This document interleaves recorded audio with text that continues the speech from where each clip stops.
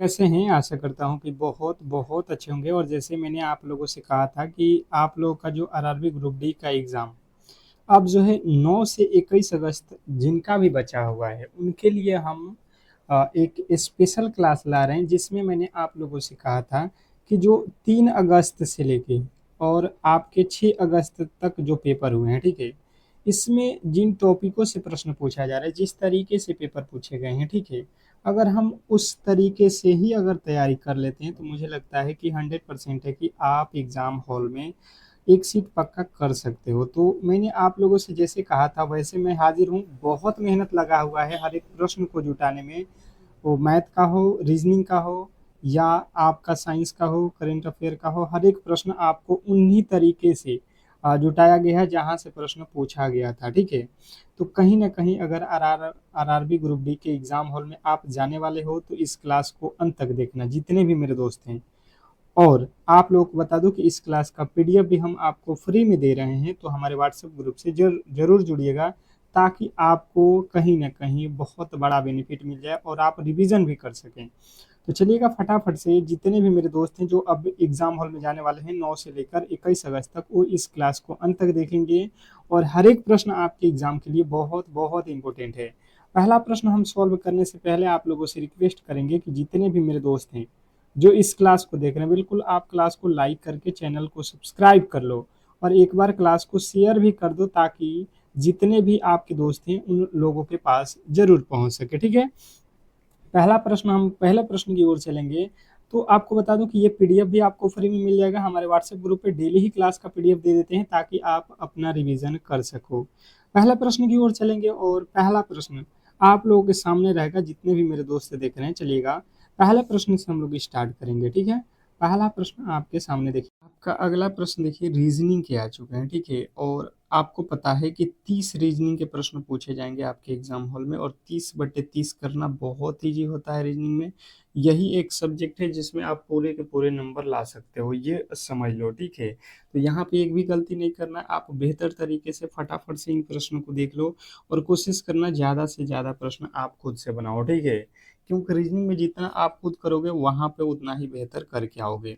तो फटाफट से आप लोगों से हम रिक्वेस्ट कर लेंगे कि ये रीजनिंग की क्लास स्टार्ट होने से पहले आप लोग एक बार अगर क्लास को लाइक नहीं किए हो और आपको लगता है कि आपके लिए हमने मेहनत कर रखा है, तो बिल्कुल आप लोग क्लास को लाइक करके चैनल को सब्सक्राइब करके बेल आइकन दबा दो, ताकि आपको हर एक क्लास का जो नोटिफिकेशन है सबसे पहले मिले, ठीक है।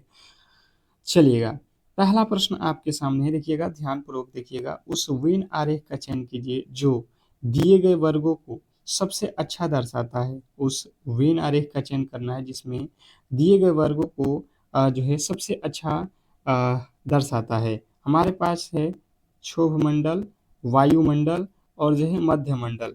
इसके जो है वेन आरेख हमें बनाना है, ठीक है।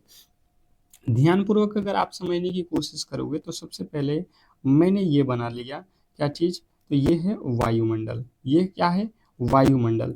वायुमंडल पूरा, ये जो आप सिस्टम देखते हो, ये सभी के सभी जो है मंडल वायुमंडल के ही अंदर आते हैं। क्षोभमंडल ये वायुमंडल के अंदर होता है। जो वायुमंडल का निचला वाला हिस्सा होता है उसको क्षोभमंडल कहा जाता है। ये मध्यमंडल बोला है, तो वायुमंडल में ही मध्यमंडल आता है, ठीक है। तो मध्यमंडल और क्षोभमंडल में कोई जो है लेन देन नहीं है, दोनों ही मंडल अलग अलग हैं, तो ये दोनों ही वायुमंडल के अंदर आ जाएंगे। तो आप देख लो ऑप्शन नंबर ए। अगर आपने भी ऑप्शन नंबर ए को ही चुना था तो आपके बिल्कुल सही उत्तर है। मुझे नहीं लगता है कि आप इसमें गलती करने वाले हो। फटाफट से नेक्स्ट प्रश्न की ओर चलेंगे और अगला प्रश्न आपके सामने है। बताएंगे सभी लोग कि जो है क्वेश्चन नंबर दूसरा कह रहा है कि यदि एक्स वाई का पिता है, वाई जेड का और जेड की माता है, तो एक्स का जेड से क्या संबंध है? ये देखिएगा बहुत बहुत इंपॉर्टेंट है। सबसे पहले आप देखो, एक्स वाई का पिता है। एक्स जो है वाई का पिता है, कौन? एक्स, ठीक है, पिता है, आप प्लस कर लो। फिर कह रहा है और वाई जेड की माता है। वाई कौन है? जेड की माता। वाई जेड की माता है, ये जेड है, इसकी कौन है? माता है ये, ठीक है।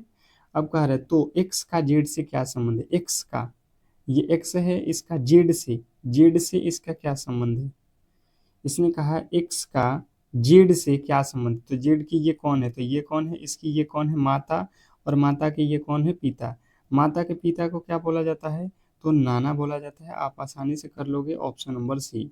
ब्लड रिलेशन का प्रश्न है, आप लोगों से 100% जो है एग्जाम हॉल में देखने को मिलने वाला है ये प्रश्न। आपसे पूछेगा नीचे दी गई श्रृंखला में जो है लुप्त संख्या ज्ञात कीजिए। श्रृंखला श्रेणी के प्रश्न आप लोग के एग्जाम हॉल में तो 100% पूछे जाते हैं और बिल्कुल आसान होते हैं ये प्रश्न। आपको दो चार ही कंडीशन इसमें याद रखना होता है। आपको जोड़ वाला पर्सन याद रहता है, वर्ग स्क्वायर वाला याद रखना है, घटाव वाला याद रखना है, गुणा वाला याद रखना है। 100 से 95 हुआ, -5। 95 से 90 हुआ, -5। 90 से 85 हुआ, -5। तो 85 से आगे हम भी -5 करेंगे, क्योंकि -5 हो रहा है, तो आगे भी -5 हम करेंगे तो 80 हो जाएगा। और मुझे लगता है कि ये सबसे इजी प्रश्न है आपके एग्जाम हॉल का, सबसे इजी प्रश्न है। और देखिए 30 जो प्रश्न आएंगे उसमें आपको 20 प्रश्न ऐसे होंगे जो आप बहुत बहुत समझ लो कि 90% लोग, सभी लोग जो है 20 में 20 करके ही आएंगे ये वाला पर्सन। लेकिन जो 10 क्वेश्चन होंगे इसमें बीच बीच में, वो जो है आपको सोचने पर थोड़ा-सा मजबूर करेगा, और उन्हीं 10 प्रश्नों को आपको बना के भी आना है। अगर सिलेक्शन लेना है तो उन प्रश्नों को ज़रूर करिएगा, क्योंकि 20 प्रश्न तो सभी लोग करेगा ही है। लेकिन जो 10 प्रश्न जो मॉडरेट लेवल है, हार्ड लेवल थोड़ा-सा रहेगा, उस पे आपको ध्यान देना है, जो इस क्लास को करने के बाद से आप उसे भी करके आओगे, ठीक है? तो ये फ़ायदा है आपको ये क्लास का। उस विकल्प को चुनिए जो चौथे संख्या से ठीक उसी तरीके से संबंधित है, जिस तरह से पहली संख्या दूसरी संख्या से संबंधित है और पाँचवीं संख्या छठी संख्या से संबंधित है। क्वेश्चन नंबर हमारे सामने है चौथा। चौथे नंबर प्रश्न की बात की जाए, देखिएगा आप लोग जितने भी मेरे दोस्त देख रहे हैं इस क्लास को, सबसे पहले देखिए यहाँ पे लिखा है 6, 6 से लिखा है यहाँ पे 1296। फिर लिखा है यहाँ पे वाट, वाट के बाद लिखा है यहाँ पे 6561। फिर 5 लिखा है, 5 को लिखा है यहाँ पे 625। कुछ लॉजिक हमें यहाँ पे ढूंढना पड़ेगा। लॉजिक क्या है, लॉजिक क्या लगा सकते हो आप, फटाफट से जो भी आपके दिमाग में आ रहे हैं आप लॉजिक दौड़ाओ। जैसे मैंने यहाँ पे सोचा कि जो है ये जो 5 है, 5 का स्क्वायर करोगे 25, यहाँ पे लिखा है 625, अर्थात 5 के पावर 4 कर देंगे तो ये होता है आपका 625। अच्छा 6 के पावर 4 करते हैं, 6 4 का 36, और फिर 36 में 36 से गुणा करते हैं तो ये होता है 1296। बिल्कुल ही बात बन गया हमारा, बिल्कुल ही बात बन गया। पावर क्या किया गया है, 4 किया गया है। तो हम भी यहाँ पे किसका पावर 4 करेंगे, 4 का पावर 4 करोगे, बिल्कुल नहीं। 9 का पावर 4, बिल्कुल। 9 9 81 कर लो, 9 9 81, एक बिल्कुल सही उत्तर है। आप 81 का वर्ग करोगे तो ये होता है आपका कितना, 6561। मुझे लगता है कि आपने बिल्कुल ऑप्शन नंबर बी को चुन रखा है, तो ये सही उत्तर है। नेक्स्ट प्रश्न आपके सामने है, कह रहा है अगला प्रश्न, क्वेश्चन नंबर जो है 5, दिए गए पैटर्न में प्रश्नवाचक चिन्ह के स्थान पे कौन सी संख्या आएगी। अब जो है प्रश्नवाचक चिन्ह के स्थान पे कौन सी संख्या आने वाली है, यहाँ पे हमें बताना है। बताने की कोशिश करेंगे सभी लोग कि क्या होने वाला है।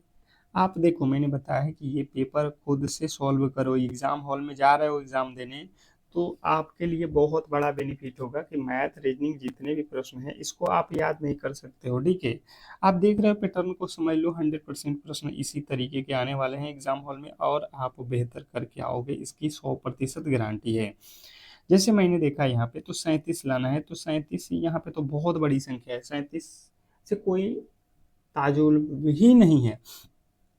तो हम क्या करेंगे कि इसके अंकों का योग करेंगे। इसके अंकों का तो 7 और 7 जोड़ेंगे, 14 और 14 और 14, 14 और 7, 21 इधर हो गया, प्लस इधर अंकों को जोड़ो, 7 5 12, 12 4 16, 16 और 21 को हम जोड़ेंगे तो ये हो जाएगा मेरा 37, जो कि यहाँ पे लिखा गया। बात क्लियर समझ में आ रहा है, बिल्कुल बात क्लियर आपको समझ में आ रहा है।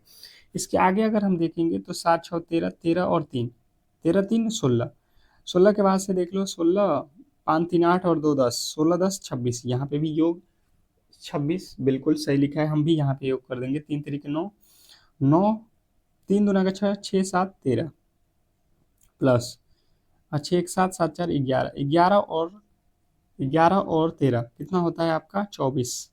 मुझे लगता है कि आप आसानी से समझ गए होंगे ऑप्शन नंबर डी किस तरीके से बनाया गया है। ठीक है, आपको ऐसे भी प्रश्न पूछे जाएंगे जो कि आपको कहीं ना कहीं तंग करने वाला है। तो यही खासियत रहेगा जब आप क्लास करके जाओगे ये वाला। और देख लो, सुबह आके जो है आपके क्लास हो रहे हैं जो कि 6 AM पे है।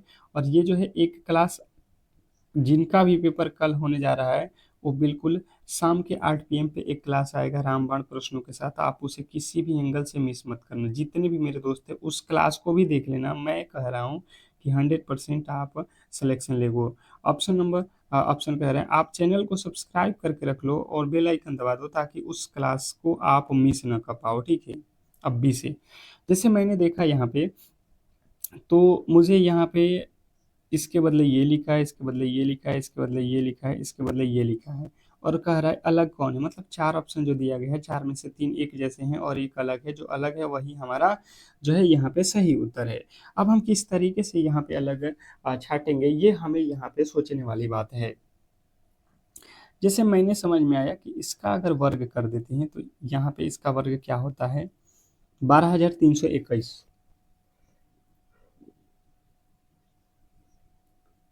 111 का वर्ग यहाँ पे लिखा गया, इसका अगर वर्ग करते हैं तो ये होता है, ये भी बिल्कुल बात सही है, इसका वर्ग है। जैसे 11 का वर्ग आप करते हो तो कितना होता है, 1 2 1, मतलब दो अक्षर है तो 1 2 होगा, मतलब गिनती की संख्या डायरेक्ट लिखो और एक यहाँ पे कम कर लेना। ठीक है, उसी प्रकार आज जो है अ, यहाँ पे आप देख लो कि जब हम यहाँ पे संख्याएं 5 है तो इसका वर्ग करेंगे तो 1 2 3 4 5 तक ले होगा, डायरेक्ट गिनती की संख्या 5 तक जाएंगे, 5 अक्षर है तो। और फिर 5 से एक कम करेंगे तो 4 3 2 1 हो जाएगा, जबकि यहाँ पे 5 दो बार लिख दिया है तो यही अलग है, ये वर्ग नहीं है। ठीक है, ऑप्शन नंबर बी जो है हमारा बिल्कुल राइट उत्तर है। नेक्स्ट प्रश्न आपके सामने है, कह रहे तार्किक क्रम में व्यवस्थित कीजिए। तार्किक क्रम में हमें जो है इस प्रश्न को व्यवस्थित करना, मतलब सही इसके क्रम क्या है। हमसे दिया गया है कॉलेज, प्रवेश, आदि आवेदन, डिग्री और परिमाण। यहाँ पे जो है पांचों का सही क्रम क्या है। तो अगर हम बढ़ते क्रम में जाएंगे तो हम सबसे पहले क्या करेंगे, कॉलेज जाएंगे या प्रवेश या आवेदन। तो सबसे पहले कोई भी आवेदन करता है, आवेदन के बाद से करता है क्या, प्रवेश। आवेदन आप करिएगा तब जाके प्रवेश करिएगा। प्रवेश के बाद से क्या हो जाएगा, आप जाओगे कॉलेज। कॉलेज में क्या करोगे, कॉलेज में क्या करोगे, तो आपको कॉलेज में करना पड़ेगा जो है आ, परिमाण, और परिमाण के बाद से आपको अंत में मिलेगा डिग्री। मतलब ऑप्शन नंबर ए बिल्कुल सही उत्तर है। नेक्स्ट प्रश्न आपके सामने कह रहा है कि दी गई आकृति में कितने त्रिभुज है। फिगर काउंटिंग के प्रश्न, फिगर से रिलेटेड मुझे लगता है 4 से 5 प्रश्न आपके आएंगे। 4 से 5 प्रश्न आपको हर एक शिफ्ट में देखने को मिलेगा, आप किसी भी एंगल से गलत नहीं करोगे। फिगर काउंटिंग हो गया या जो भी आपके प्रश्न हैं जो दर्पण से रिलेटेड है, कटिंग से रिलेटेड है, आप कर क्या आओगे आसानी से। आप यहाँ पे देख लो, पहले त्रिभुज काउंट करना है। हमने देखा यहाँ पे एक ठो त्रिभुज है, एक एक यहाँ पे है, एक यहाँ पे है, एक यहाँ पे है। ठीक है, टोटल इधर हो गया 4। 4 के बाद से त्रिभुजों की संख्या हम काउंट कर लेते हैं। अगर आप देखोगे यहाँ पे तो टोटल त्रिभुज एक और एक दो, दो और एक बड़ा वाला ये बन जाएगा 3। 3 त्रिभुज हो गया। 3 के बाद से ये वाला देखोगे 4। 4 के बाद से ये पूरा बड़ा वाला देखोगे, इधर हो जाएगा 5। ठीक है, अब इसके आगे क्या कोई त्रिभुज बन रहा है, तो 5 के बाद एक ये बन रहा है 6। 6 के बाद से क्या कोई त्रिभुज बन रहा है, क्या कोई भी त्रिभुज बन रहा है, नहीं बन रहा है। तो ये जोड़ लो, 5 और 3 8, 8 और 4 12। 12 त्रिभुज है आपके, बिल्कुल राइट उत्तर ऑप्शन नंबर जो है आपका ए में। नेक्स्ट प्रश्न की ओर चलेंगे और अगला प्रश्न आपके सामने है। क्या कह रहा है आपका अगला प्रश्न, देखिएगा और बताने की कोशिश कीजिएगा। क्वेश्चन नंबर 9, निम्नलिखित विकल्प अल्फना अल्फन्यूमेरिक श्रृंखला प्रश्नवाचक चिन्ह के स्थान पे क्या आएगा। अब देखिएगा, अल्फाबेट और नंबर से मिलाकर जो है ये श्रृंखला बनाया गया है। आपको खास करके ऐसे प्रश्न में थोड़ा सा जो है डर सा बैठ जाता है कि प्रश्न किस लेवल के हैं, पर होते बहुत ईजी है, आप आसानी से कर लोगे। जो आप देखो, पहला जो है यहाँ पे देखो 14 लिखा है, मतलब हमें पहला अक्षर यहाँ पे जाएंगे तो 14 ही आएगा, ये तो हमें पता है। अब वर्ड को चेक कर लेते हैं। तो ए के बाद लिखा है जेड, जेड के बाद लिखा है बी, बी के बाद लिखा है वाई, वाई के बाद क्या होगा, तो ए का अपोजिट जेड, फिर बी का अपोजिट वाई, तो यहाँ पे अब आएगा अगला बार सी।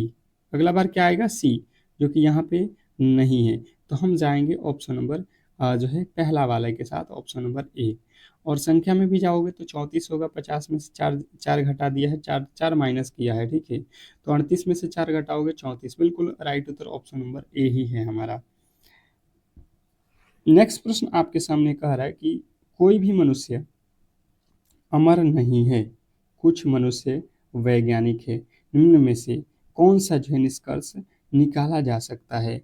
निष्कर्ष वाले प्रश्न हैं, आपको कथन निष्कर्ष के प्रश्न बिल्कुल दो दो ठो देखने वाला है। कोई भी मनुष्य, यहाँ पे मनुष्य मैं लिख देता हूँ, अमर नहीं है, तो अमर नहीं है, यहाँ पे अमर को मैं लिखता हूँ ऐसे अलग है। ये दोनों में किसी प्रकार का संबंध नहीं है।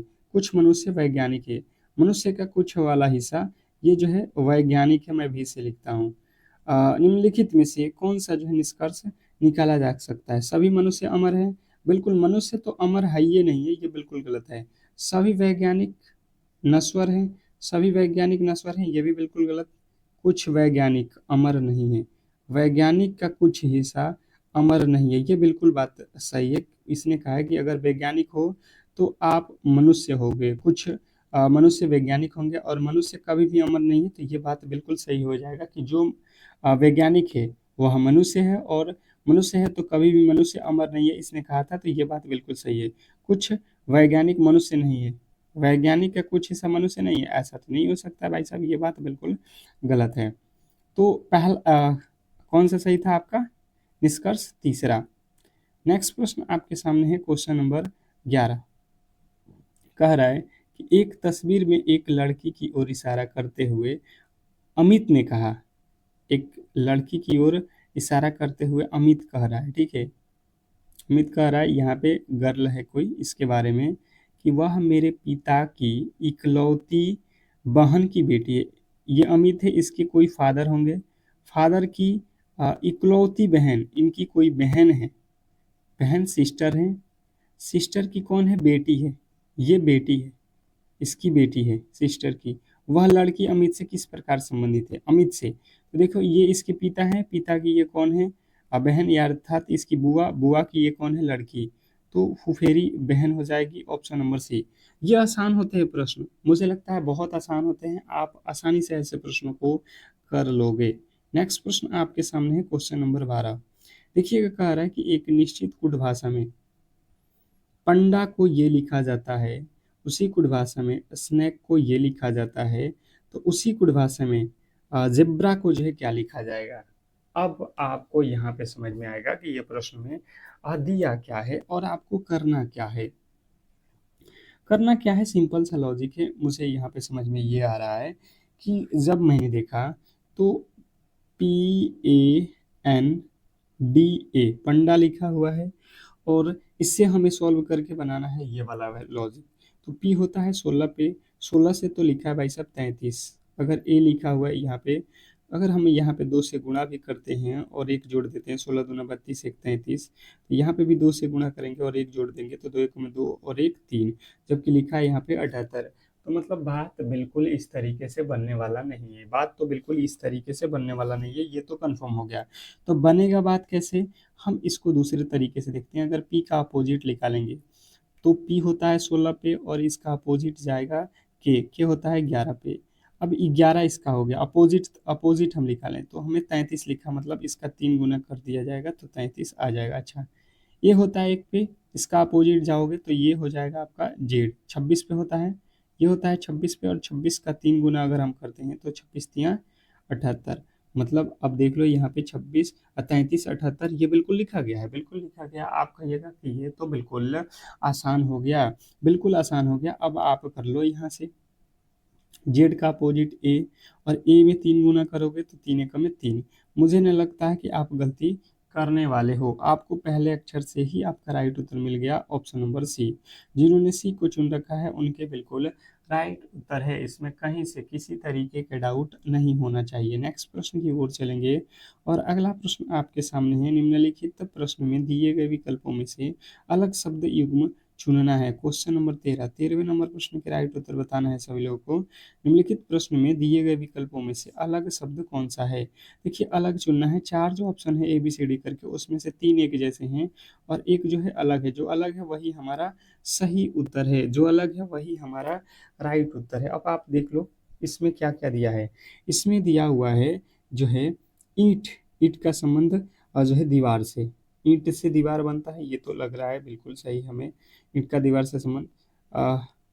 लुगदी, कागज, लुगदी के कागज बिल्कुल लग रहा है सही ये भी। लकड़ी, फर्नीचर, ये भी सही है। धातु, अयस्क, धातु से अयस्क बिल्कुल अलग हो जाएगा, धातु अयस्क के संबंधित नहीं है, यहाँ पे ऑप्शन नंबर डी। ठीक है, क्योंकि ईंट से बनता है दीवार, उसी प्रकार लुगदी से बनता है कागज, उसी प्रकार लकड़ी से बनता है फर्नीचर, पर धातु से अयस्क नहीं बनता है, ये अलग था। नेक्स्ट प्रश्न हमारे सामने है, कह रहा है कि यदि 8% 3% 2 बराबर यहाँ पे 328, 4% 2% 6 बराबर 264, तो 1% 7% 3 बराबर क्या होगा? बताइए क्वेश्चन नंबर 14 के जो राइट उत्तर है वो क्या होने वाला है। क्वेश्चन नंबर 14, आपको कुछ नहीं करना है, मुझे लगता है कि बहुत आसान है, बहुत ज़्यादा आसान है। अगर आप थोड़े से भी ध्यानपूर्वक अगर प्रश्नों को देख लेते हो तो आप कर लोगे। यहाँ पे लिखा है 8%, 3%, फिर 2, हमें क्या किया जाए कि 328 आ जाए, तो ये जो 3 लिया है, फिर उसके बाद से ये 2 को रखा है और ये 28 पहले है, 8 पहले है, तो इसको बाद में लिख के ये 328 बना दिया है। इन्हीं के अंकों से ये संख्या बनाया गया है, इसमें कुछ लॉजिक नहीं लगाना है। हम भी वही काम करेंगे इसमें। देखिए सबसे पहले किसको लिखा गया है, तो सबसे पहले बीच वाले हिस्से को, तो हम भी बीच वाले हिस्से को लिखेंगे, फिर इस वाले हिस्से को लिखेंगे और जो पहले दिया गया उसको अंतिम में। तो 31 जो है हमारा अंतिम में होना चाहिए, 731 हमारा बिल्कुल सही और सटीक उत्तर है। मुझे लगता है कि आप बिल्कुल समझ गए होंगे और ऐसे प्रश्नों में गलती नहीं करोगे। नेक्स्ट प्रश्न की ओर चलेंगे और अगला प्रश्न आपके सामने है, क्वेश्चन नंबर 15। 15वां नंबर प्रश्न कह रहा है कि निम्नलिखित में से कौन सा विकल्प तीसरे शब्द से उसी प्रकार संबंधित है जैसे दूसरा शब्द पहले शब्द से। क्वेश्चन नंबर जो है 15, 15वें नंबर प्रश्न के राइट उत्तर बताएंगे सभी लोग। ये खास है आपके लिए, बहुत ज्यादा खास है, आप सॉल्व करके बताओ। जितने भी मेरे दोस्त देख रहे हो इस प्रश्न के राइट उत्तर फटाफट से बताने की कोशिश करेंगे, क्योंकि पेपर में आपको ऐसे प्रश्न चुटकियों में करना होगा, तो ही आप सिलेक्शन ले सकते हो। बिल्कुल, बिल्कुल आसान है। जैसे मैंने ई देखा, ई से आई लिखा है, ई होता है 5 पे, आई होता है 9 पे, मतलब 4 प्लस किया गया है, ये तो हो सकता है, बिल्कुल हो सकता है। ए होता है 1 पे, ई होता है 5 पे, मतलब यहाँ पे भी 4 प्लस किया गया भाई साहब। एस होता है 19 पे, टी होता है 20 पे, मतलब इस बार तो +1 किया गया है। वाई होता है 25 पे और जेड होता है 26 पे, मतलब +1 यहाँ पे। पहले दोनों में +4 फिर अंतिम के दो ठो में +1 कर देना है। हम बिल्कुल सेम कंडीशन में जाएंगे। एल होता है 12 और एक जोड़ेंगे, अब पहले 4 जोड़ना है ना, 12 4 16, 16 पे होता है पी, मतलब एम वाला तो बिल्कुल गलत हो गया। इसके आगे जाएंगे हम ए, ए में हम कितना जोड़ेंगे 4, पहले दोनों में 4 जोड़ना है, तो ये हो जाएगा 5, 5 पे आता है ई, मतलब ये वाला बिल्कुल गलत हो जाएगा। आपका राइट उत्तर बन जाएगा ऑप्शन नंबर सी। अगर आपने ऑप्शन नंबर सी को चुन रखा है तो बिल्कुल सही और सटीक उत्तर है, इसमें कहीं से किसी तरीके के डाउट नहीं होना चाहिए। नेक्स्ट प्रश्न की ओर चलेंगे और अगला प्रश्न देखिएगा, गणित का प्रश्न आ चुका है। अब गणित वाला सेक्शन आ चुका है, गणित। और गणित में 25/25 आपको करके ही आना है। ये क्लास देखने के बाद से मुझे नहीं लगता है कि आप नहीं कर सकते। आपको बिल्कुल गणित में जो भी डर है वो बिल्कुल हट जाएगा जब आप इन क्लास को देख लेते हो। मैं फिर कह रहा हूँ कि जितने भी मेरे दोस्त हैं जो एग्ज़ाम हॉल में जाने वाले हैं, आपका किसी भी दिन एग्ज़ाम हो तो आप क्लास को लाइक कर लो और चैनल को सब्सक्राइब करके बेल आइकन दबा दो, क्योंकि सेम टू सेम पैटर्न पे आपके प्रश्न पूछे जा रहे हैं और 100% आपको यहाँ से प्रश्न एग्ज़ाम हॉल में देखने को मिलने वाला है। तो आप क्लास को लाइक करके चैनल को सब्सक्राइब करके रखोगे तो इसके फ़ायदे आपको ही मिलने वाला है। पहला प्रश्न है, लैपटॉप का जो है अंकित मूल्य 65,000 है। लैपटॉप को 20% की छूट पर बेचा जाता है। यदि बिक्री से 30% का जो है लाभ होता है तो लैपटॉप का क्रय मूल्य क्या है? ये हमें बताना है कि लैपटॉप का क्रय मूल्य क्या है। तो देखिए सबसे पहले अगर हम देखते हैं यहाँ पे कि क्रैमूल निकालना है ना, तो जैसे मुझे पता है कि 65,000 का जो है हम लोगों ने लैपटॉप अंकित कर दिया है, मतलब इसका मान रखा है 20% का छूट दे रहे हैं, मतलब 100 वाला सामान हम 80 में किसी को बेच देंगे। मतलब 2 जीरो से ये 2 जीरो कट जाएगा, यहाँ पे गुणा कर लेंगे तो कितना हो जाएगा, 8 पचे 40 के जीरो, और 8 छक्के 48, और 4 52 हो गया। पर इसमें कंडीशन ये है कि भाई साहब इसमें हमें 30% का लाभ भी हुआ है, हमें इसमें 30% का लाभ हुआ है, तो इतना प्राइस है। तो हम क्या करेंगे, 52,000 तो हो गया यहाँ पे हमारा विक्रय मूल्य, 52,000 इसमें हो गया विक्रय मूल्य। पर इसने कहा है कि भाई साहब इसमें 30% का लाभ है, आप मुझे क्रय मूल्य बताओ, तो क्रय मूल्य कितना होता है भाई साहब, 100%। और लाभ हुआ है तो हम कितने में बेचे होंगे, 130 में। 100 वाली सामान अगर 130 में बेचा जाएगा तो ही हमें लाभ होगा कितने का, तो 30% का। यहाँ पे 30% का लाभ बोला है, तो 13 चौका 52, यहाँ पे हो जाएगा 400। 400 में गुणा कर दो 100 से, तो ये हो जाएगा 40,000। मुझे नहीं लगता है कि आप किसी भी एंगल से गलती किए होंगे। ऐसे प्रश्नों में आप कभी भी गलती नहीं कर सकते हैं अगर आप इस क्लास को देखकर जाते हो तो। नेक्स्ट प्रश्न आपके सामने है, क्वेश्चन फटाफट से आपके राइट उत्तर आने चाहिए। कह रहा है यहाँ पे कि जो है यदि बहुलक बराबर 70, माध्य बराबर 100, तो माध्यिका का मान जो है क्या होने वाला है। अब यहाँ पे आप ध्यानपूर्वक समझिएगा इसके फॉर्मूले। बहुलक बराबर एक फार्मूला होता है, आपको याद रखना है। बहुलक बहुलक बराबर फार्मूला होता है 3 माध्यिका, 3 माध्यिका माइनस 2 माध्य, 2 माध्य। अब यहाँ से बैठा लो, बहुलक 70 दिया है तो 70, 3 माध्यिका, माध्यिका का वैल्यू कितना दिया है हमें पता नहीं है, माध्यिका को हम लिख देते हैं m से, माइनस 2, माध्य का वैल्यू दिया है 100, माध्य का वैल्यू यहाँ पे 100 दिया है। अब देखो 70 और देखो 100 दूना 200, ये माइनस में है तो इधर आएगा तो प्लस का 200 हो जाएगा, बराबर इधर हो जाएगा 3m। ये जोड़ लो कितना हो जाएगा 270 बराबर 3m। हमसे पूछा गया m का वैल्यू, माध्यिका का वैल्यू, ये 3 से काट दो, 3 तरीका 9, ये 3 9 27, ये हो जाएगा 90। माध्यिका जो है हमारा 90 हो जाएगा। आपको फार्मूला बस याद रखना है, बहुलक बराबर 3 माध्यिका माइनस 2 माध्य। अगर आप ये फार्मूला याद रखते हैं तो बिल्कुल आप आसानी से ऐसे प्रश्नों को करके आ जाओगे। नेक्स्ट प्रश्न की ओर चलेंगे और अगला प्रश्न आपके सामने कह रहा है कि जो है पाइप एल एक पुल को 30 घंटे में और पाइप एम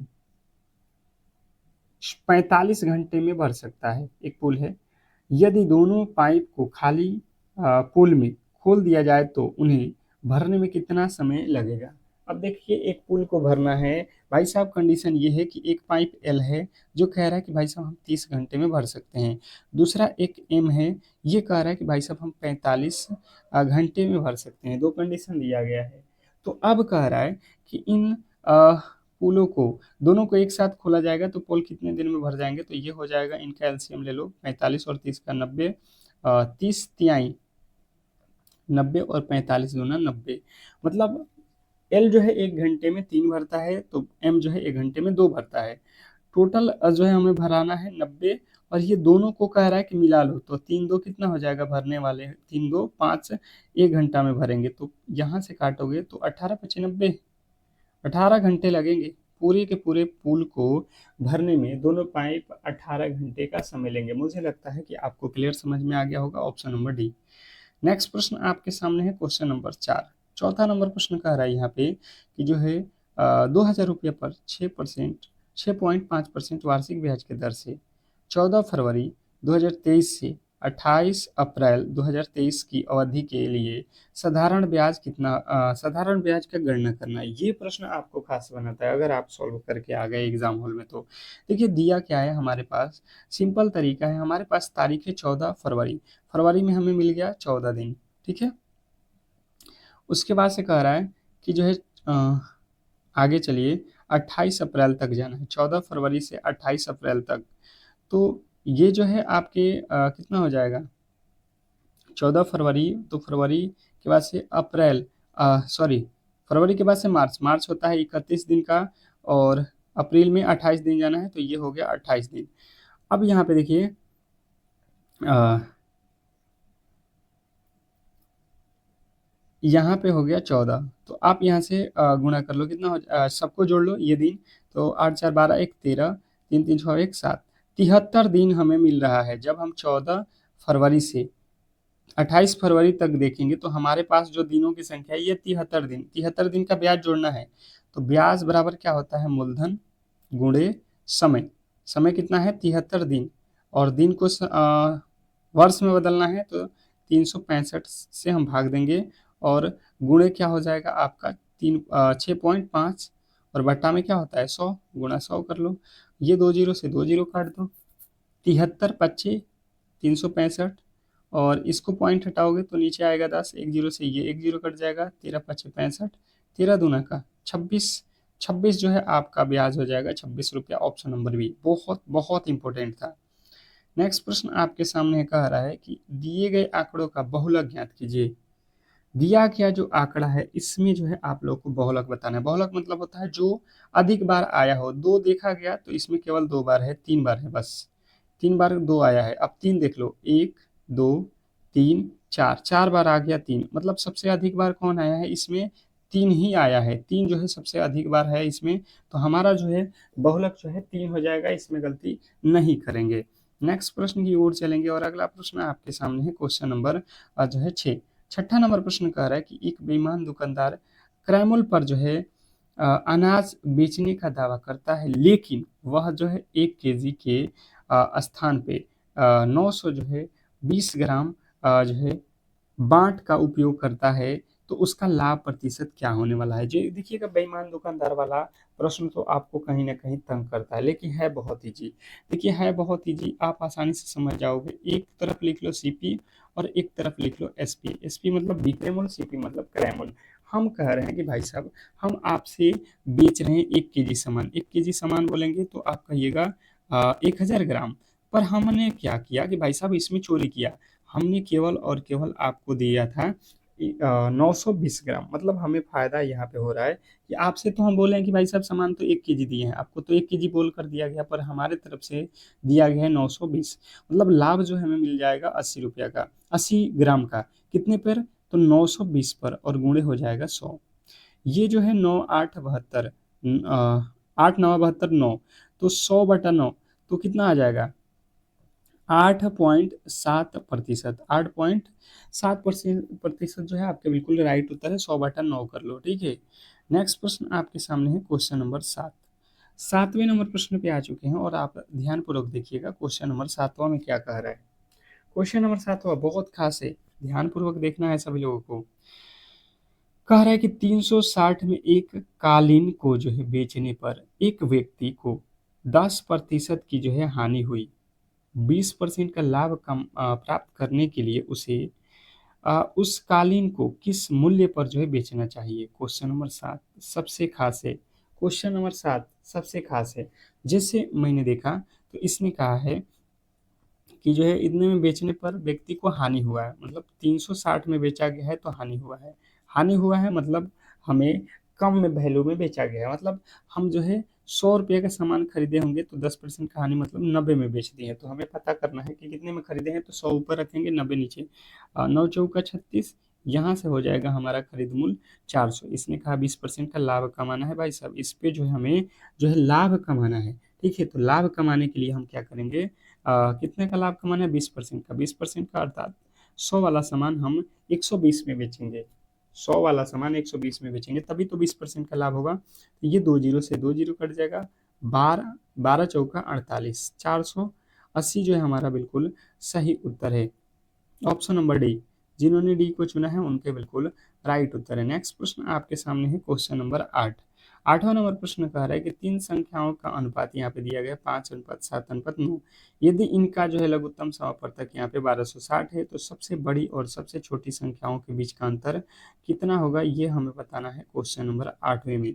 8वां नंबर प्रश्न बहुत खास है, और मुझे लगता है कि आप ऐसे प्रश्नों में गलती नहीं करोगे। जो आपके सामने ये प्रश्न है आप ध्यानपूर्वक देखना, कहीं ना कहीं आपको सिलेक्शन के रास्ते पे ले जाएगा, ठीक है। सबसे पहले हम यहाँ पे क्या करते हैं कि जो हमारे पास अनुपात में दिया गया है, तो हम मान लेते हैं कि पहली संख्या है 5x, दूसरी है 7x और तीसरी है 9x। इसने कहा है इनका लघुत्तम, इनका क्या निकालना है हमें, एलसीएम। एलसीएम इसका कितना हो जाएगा, संख्याएं इतने के अनुपात में इनका जो है लघुत्तम समापवर्तक। तो यहाँ से गुणा कर लो, 9 7 63, 63 में 5 से, 63 में 5 से गुणा करो, 63 में 5 से, तो यहाँ पे हो जाएगा 3 5 15 और 5 6 30 और 1 31 एक्स बराबर। इसने कहा नहीं सर भाई साहब, हमारा जो एलसीएम है ये 1200 कितना है 60। हम जब निकाले तो हमारा एलसीएम बन रहा है 315x। इसने कहा नहीं भाई साहब, एलसीएम तो है 1260। हम इसके पहाड़े में काटेंगे तो x का वैल्यू कितना आ जाएगा, 3 × 4 = 12, 4, बिल्कुल 4 आ रहा है। इसने कहा है कि सबसे छोटी संख्या के बीच का अंतर, सबसे बड़ी और सबसे छोटी संख्याओं के बीच का अंतर, सबसे बड़ी और सबसे छोटी संख्या हम देख लेते हैं। सबसे छोटी संख्या 5 और सबसे बड़ी संख्या है 9। इन दोनों के बीच का अंतर कितना हो जाएगा, 4x का। तो 4x का वैल्यू निकाल देना है। 4x का वैल्यू मतलब 4 गुणे x का वैल्यू कितना आया है 4। तो 4 में 4 से गुणा करो, 16 जो है हमारा बिल्कुल राइट उत्तर है। इन दोनों संख्याओं के बीच का अंतर जो है 4 हो जाएगा। मुझे लगता है गलती नहीं करोगे। नेक्स्ट प्रश्न की ओर चलेंगे और अगला प्रश्न आपके सामने कह रहा है, क्वेश्चन नंबर आपके सामने 9। यहाँ पे ध्यानपूर्वक आप समझिएगा कि दो संख्याओं का महत्तम समवर्तक, दो संख्याओं का महत्तम समवर्तक 11 और इनका लघुत्तम समवर्तक 600 600 जो है 93 है। यदि इनमें से एक संख्या 77 तो दूसरी संख्या ज्ञात कीजिए। क्वेश्चन नंबर 9, 9वें नंबर प्रश्न के जो राइट उत्तर है बताइएगा सभी लोग। क्वेश्चन नंबर 9, जितने भी मेरे दोस्त हैं क्वेश्चन नंबर 9वें के जो राइट उत्तर है वो बताने की कोशिश करेंगे। जैसे मैंने आपको फॉर्मूला बता रखा है, LCM गुणे HCF बराबर, हमने बता रखा है पहली संख्या और गुणे दूसरी संख्या, यही तो बताया है। अब यहाँ से कर लो, दो संख्याओं का महत्तम समवर्तक कितना है, महत्तम 11 है और लघुत्तम कितना है 693 बराबर पहली संख्या कितना है 77, तो दूसरी संख्या क्या है ये हम लोगों को बताना है। दूसरी संख्या में बताना है 11 के पहाड़े में 11 7 77, 7 के पहाड़े में ये 7 9 63 और फिर से कितना बचा 7 9 63, 6 बच रहा है। अर्थात 99 जो है हमारा बिल्कुल राइट उत्तर है। वह दूसरी जो संख्या है वह जो है 99 है। अगर आपने भी ऑप्शन नंबर बी को चुन रखा था तो आप बिल्कुल सही उत्तर के साथ थे। मुझे लगता है आप बिल्कुल राइट उत्तर बताए हैं। नेक्स्ट प्रश्न आपके सामने है और अगला प्रश्न देखिएगा। इसमें देखिएगा खास करके आपको देखने से बहुत भारी प्रश्न लगेगा, पर आप पहले पढ़ो इसको। राम हर महीने अपने आय का 16% यात्रा पर और उसके बाद से 40% किराने के सामान पर और 14% परिवार के चिकित्सा खर्च पर व्यय करता है। इसके पास अभी भी 9,630 रुपया शेष बचती है, तो उसकी वार्षिक आय हमें बताना है कि कितना होने वाला है, कि वह वर्ष में कितना कमाता है। ये हम लोगों से सीधा सीधी पूछा गया है।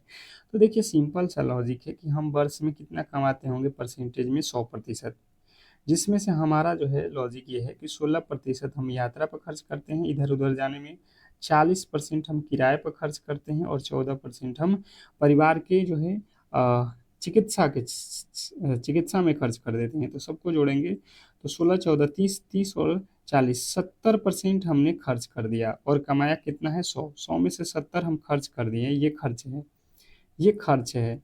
तो हमारे पास बचा कितना, बचत कितना हुआ, तो हम कह रहे हैं बचत जो है भाई साहब 100 में से 70 घटा दो, 30% का ही बचत है।